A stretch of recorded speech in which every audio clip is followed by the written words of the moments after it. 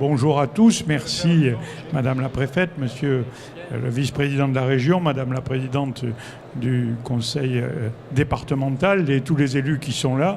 C'est toujours un sujet passionnant d'être présent au Medfel pour plusieurs raisons. D'abord, merci à la région d'avoir arbitré sur le fait qu'il se tienne à Perpignan puisque son historique est d'avoir commencé à Perpignan.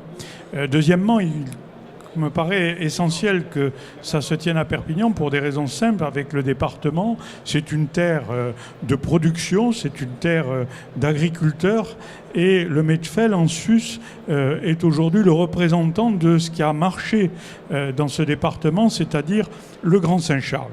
Le Grand Saint-Charles aujourd'hui qui a fédéré l'ensemble des acteurs économiques, à la fois agriculteurs, mais aussi dans la logistique et dans le transport, et surtout dans le commerce, qui font que le Grand Saint-Charles aujourd'hui, c'est le premier marché international français de fruits et légumes, et en termes de production et de transport, c'est à peu près 700 000 tonnes, ouvert d'abord à l'Espagne, mais aussi avec les productions locales et maintenant avec les productions qui viennent du Maghreb. Donc c'est un acteur économique essentiel de notre ville, de notre département, et le Medfel en est le représentatif et le représentant à travers notamment toutes les implantations, on le voit, le Val-de-Loire, l'Italie, le Maroc, pour qui j'ai une attache particulière, chacun le sait, et je crois que c'est un signe fort de l'activité régionale. Monsieur le Vice-président, vous êtes ici dans le cœur de la activité transport logistique en matière agriculture de la grande région. Voilà. Merci à tous. La parole est à Madame Hermeline Malherbe, présidente du département des Pyrénées-Orientales. Merci beaucoup. Bonjour à toutes et à tous. Madame la Préfète, chère Josiane Chevalier, Monsieur le Vice-président, cher Vincent Labarthe, Monsieur le maire, à vous toutes et à vous tous qui êtes à la fois des élus, des acteurs économiques, des citoyens, à tous ceux qui font aussi le relais dans la presse de tout ce que l'on peut mettre en œuvre dans le département des Pyrénées-Orientales. Comme cela a été dit, effectivement, on peut se satisfaire une fois de plus et pour longtemps maintenant, puisque nous avons réussi les uns et les autres à nous mettre d'accord pour que on puisse avoir le parc des expositions à cette date qui convienne à tout le monde et qui nous permette de conserver effectivement le Medfel sur le territoire des Pyrénées-Orientales à Perpignan, tout simplement parce que ça a du sens et ça crée du sens et ça correspond à l'ambition de l'ensemble des acteurs de notre territoire. C'est donc forcément avec beaucoup de plaisir que je salue aujourd'hui l'ouverture du 8e salon Medfel. Un salon qui n'a jamais baissé, qui a toujours progressé et qui nous permet, encore une fois, à une époque où les salons commençaient à avoir des difficultés, de renforcer notre action au sein de la grande région désormais. Donc c'est plutôt une bonne chose pour nous.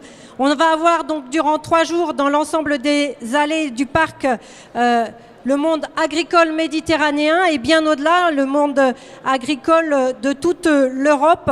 Et c'est finalement le rendez-vous d'affaires international du fruit et légumes. Il est désormais incontournable, je vous le disais, le Medfel, dont le département est un fidèle partenaire, bien sûr, avec, on retrouve les marques des Pyrénées-Orientales, pour 3 raisons. D'abord, on a à la fois la richesse, la diversité et la qualité de nos productions locales, que ce soit en fruits et légumes au niveau des piliers de l'agriculture, mais bien sûr, on pourrait aller bien au-delà puisque nous avons à la fois de la viticulture, de l'élevage et des produits de très haute qualité.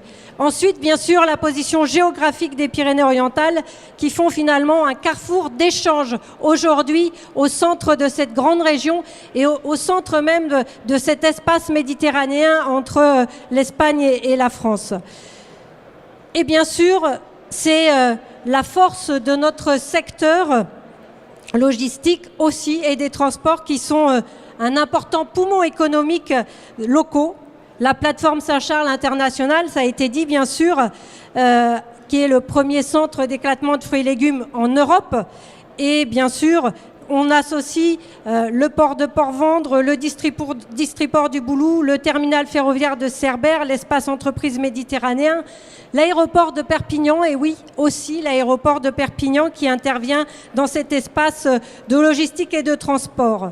Bref, on a là, bien évidemment, toutes les infrastructures qui nous permettent de faire de ce moment, de cet enjeu, un moment très important pour l'ensemble de l'économie et je dirais même de l'économie régionale. Ainsi, bien sûr, toutes ces structures, le département les accompagne sous diverses formes, à travers notamment, bien sûr, le syndicat mix MP2, ainsi que de la SAEML Perpignan-Saint-Charles Container Terminal, dont l'activité se développe, comme l'a révélé d'ailleurs récemment la presse locale. Et on peut être fier, malgré les difficultés rencontrées, de tout ce que l'on réussit à faire à force de travail, à force de se relever les manches. Donc oui, le département croit dans les atouts, bien sûr, de son agriculture, de sa logistique et de ses transports, comme il est persuadé de la nécessité d'accompagner tous les professionnels qui y concourent à travers des manifestations comme le Medfel, justement. On sait que ces professionnels sont nombreux dans les Pyrénées-Orientales et je tiens aussi à les saluer, ainsi que bien sûr l'ensemble des salariés de ces différentes structures. Nous pouvons donc être fiers de cette dynamique et continuer à aller de l'avant en saisissant notamment les formidables opportunités offertes par la Méditerranée. Nous avons là bien sûr une chance exceptionnelle. Nous savons qu'il nous faut travailler sur les routes maritimes qui viennent aussi bien de l'Asie et c'est ce que l'on commence à faire effectivement aussi en lien fort avec la région bien évidemment. Pour ne pas alourdir mon propos puisque vous aurez la résonance de tout ce qui peut être fait, aller de l'avant, cela passe aussi par la conjugaison des potentiels à la fois de notre grande région Languedoc-Roussillon Midi-Pyrénées et c'est le deuxième territoire agricole français en surface et nous sommes aussi dans le palmarès national en termes de production et en particulier dans le département également en termes de production biologique.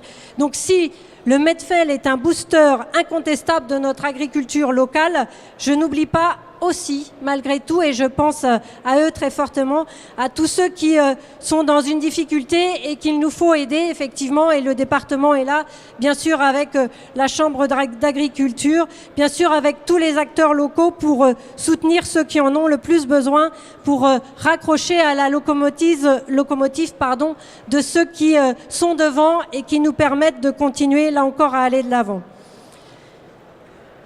En évoquant ces exploitations les plus fragiles, je pense bien sûr à ceux qui traversent des difficultés. Plus récemment encore, on a travaillé les uns et les autres autour de la salade cette année.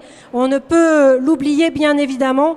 Et je me félicite que le Medfel ait choisi cette année de mettre à l'honneur justement à la fois la salade et nos producteurs. Plusieurs réunions ont eu lieu sur ce sujet. Carole Delga et moi-même, nous y étions. Nous avions rencontré les producteurs à la mi-février. Je sais qu'un autre rendez-vous a eu lieu tout à l'heure. Et je sais aussi que le travail se fait en lien fort avec l'État, avec Madame la préfète, en lien avec, là encore, tous les acteurs, y compris la Chambre d'agriculture et la région. Et je sais qu'on aura quelques annonces normalement, c'est pas à moi de les faire, mais sur ces sujets-là concernant la salade tout particulièrement. Vous le voyez donc, le département est et reste mobilisé, tout comme l'État, la région et l'ensemble des collectivités locales autour de notre économie, qui est à la fois locale, régionale, mais aussi de la France, puisque l'agriculture, le transport, la logistique, c'est vraiment finalement les enjeux importants sur nos territoires. Pour terminer mon propos, je souhaite, puisqu'il s'agit là, mesdames et messieurs, d'un salon, je souhaite effectivement que ce Medfel permette aux opérateurs et aux acheteurs présents de réaliser de belles affaires. Soyez assurés de la qualité qui est proposée. Très bon salon à toutes et à tous. Merci beaucoup. Monsieur Vincent Labarthe, vice-président de la région Languedoc-Roussillon Midi-Pyrénées, représentant Madame la Présidente Carole Delga. Oui, merci. Bonjour à tous. Je voudrais saluer Monsieur le maire, Madame la préfète, que j'ai le plaisir de retrouver. Nous nous étions déjà croisés sur l'ancienne région Midi-Pyrénées et c'est avec plaisir que je vous retrouve ici. Madame la présidente du département, Monsieur le président de la Chambre, Monsieur le président du Césaire, tous mes 5 collègues conseillers régionaux, y compris Jean-Louis Casobon, d'ailleurs vice-président en charge de l'industrie agroalimentaire et de la viticulture qui sont ici présents. Une considération effectivement particulière de la part de la région pour ce salon que nous souhaitons conforter et le conforter évidemment à Perpignan. Je vais vous faire une confidence, monsieur le maire. Je suis arrivé un peu tôt ce matin et je me suis permis d'aller faire un tour à proximité du salon pour voir effectivement la plateforme de Saint-Charles, comment est-ce qu'elle était constituée, avant de pouvoir la visiter un peu plus précisément. Mais ça m'a permis de me faire une idée effectivement de l'importance de cette structure dont on m'a beaucoup parlé, sur laquelle je me suis renseigné, mais de l'avoir de visu m'a permis effectivement de comprendre l'importance. Je crois que ça a été dit dans les différentes allocutions, mais l'agriculture dans cette région tient une place très importante. C'était déjà le cas en Languedoc-Roussillon, c'était le cas en Midi-Pyrénées. L'addition des deux fait effectivement que nous avons là le premier secteur en termes d'employeurs, puisque nous avons 164 000 emplois qui reposent sur l'agriculture, mais également une force commerciale importante que nous devons soutenir et que nous devons aider à se développer. Il ne s'agit pas que de la faire vivre, il faut la développer, cette agriculture, et je crois que des salons comme celui-là, il y en a plusieurs en région, je ne vais pas tous les citer, mais des salons comme celui-là, où est-ce que nous avons le plaisir d'ailleurs d'accueillir des pays voisins, des régions voisines, où beaucoup d'entreprises ont l'occasion de pouvoir mettre en exergue quelques affaires, d'organiser des rencontres, de traiter de sujets qui sont importants, d'actualité, d'avenir. C'est véritablement ce qu'il nous faut encourager pour permettre à notre agriculture de prendre le bon virage, de pouvoir rester très attractive.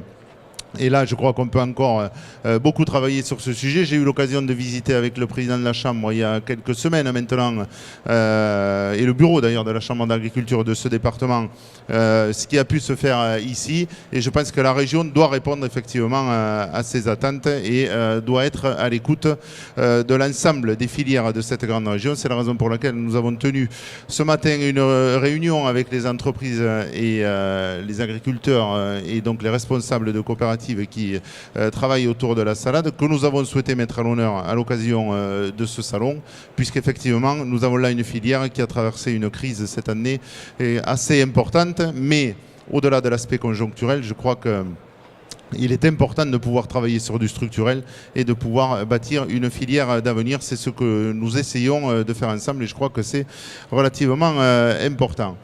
La constitution de cette nouvelle région doit effectivement affirmer un certain nombre de nos politiques. Croyez bien que sur la politique agricole, nous serons très présents. Nous serons présents dans une configuration qui sera différente, bien évidemment.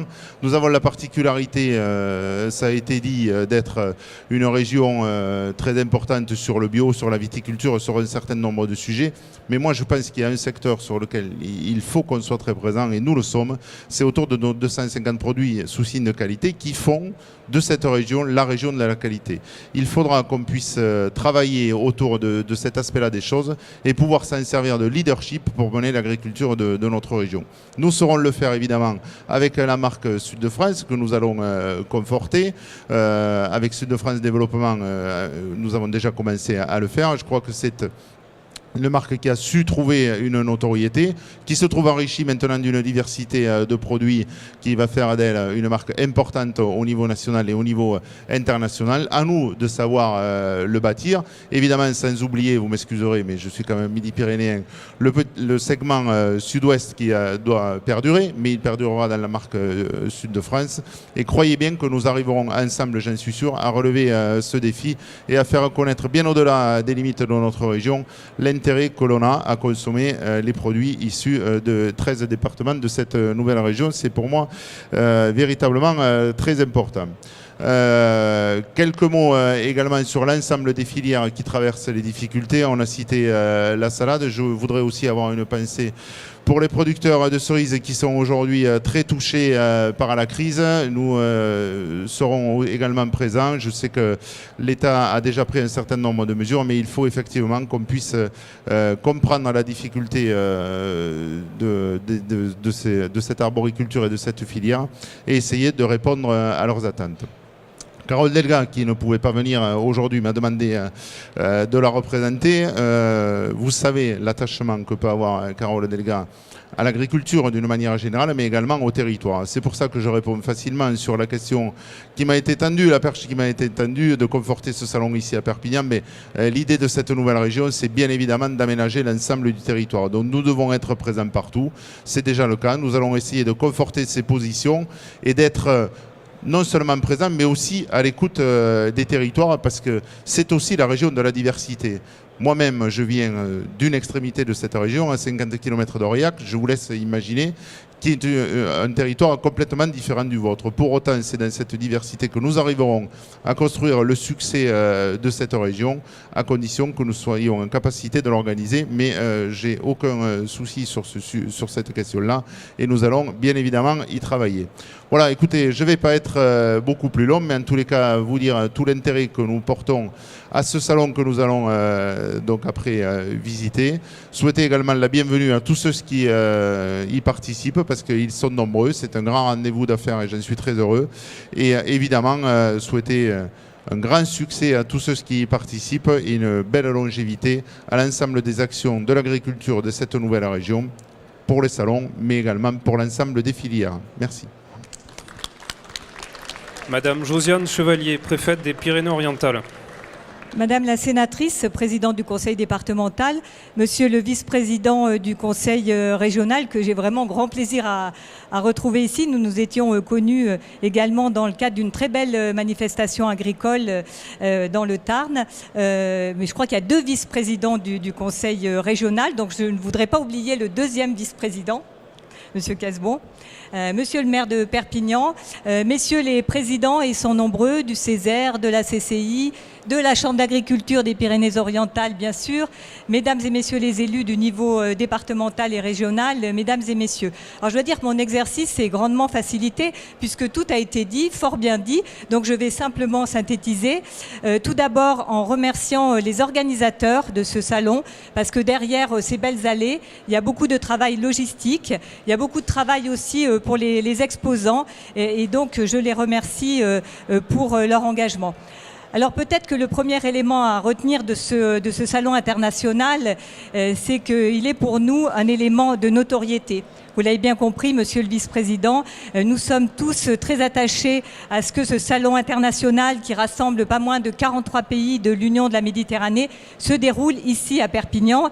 Et la présidente du conseil départemental a bien rappelé nos atouts. Nous sommes dans ce fameux triangle d'or, Montpellier, Barcelone, Toulouse. Nous sommes la porte d'entrée vers la Méditerranée, ça j'ai plaisir à le souligner.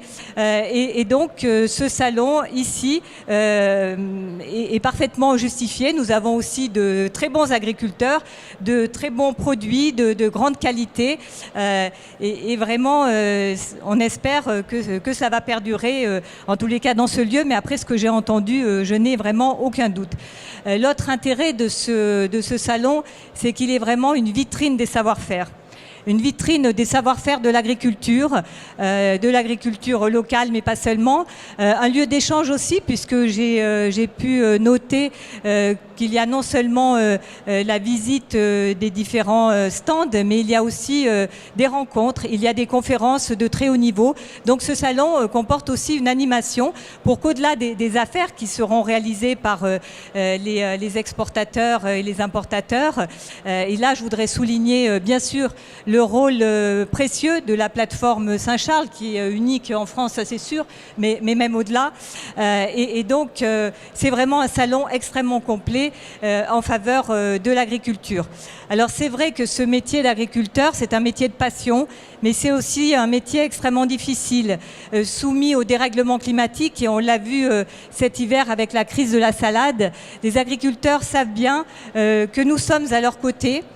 Tous réunis, le conseil départemental, le conseil régional, la communauté urbaine, pour effectivement être en accompagnement des exploitants qui ont connu de graves difficultés.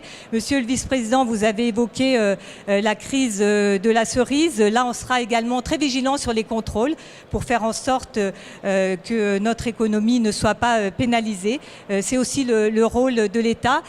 S'agissant de la crise de la salade, au plus haut niveau, le ministre de l'Agriculture a bien pris en compte ce qui a été demandé, même si c'est jamais suffisant. Il y a cette année blanche qui a été retenue et ça, je crois que c'est un élément fort, mais on aura l'occasion de le travailler dans le cadre de la cellule d'urgence que j'ai souhaité mettre en place en copilotage avec la Chambre d'agriculture et le Conseil départemental pour vraiment aller au plus près des difficultés des exploitants.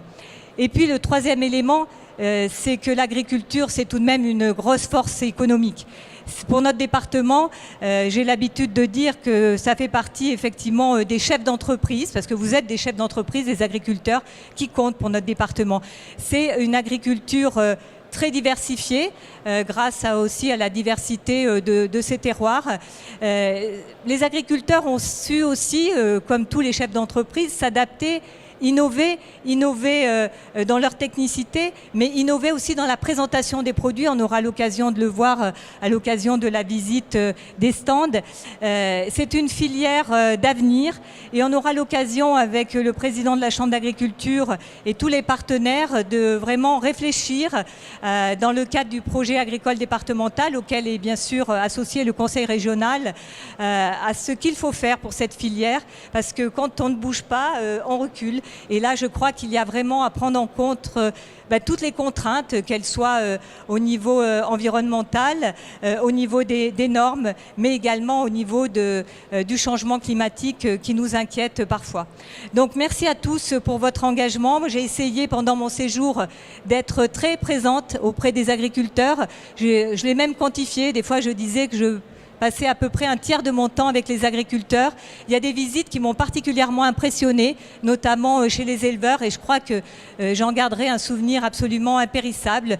Je leur souhaite beaucoup de chance et je leur souhaite de continuer d'être toujours aussi innovants, toujours aussi performants et de nous offrir toujours autant de produits de qualité. Merci à tous.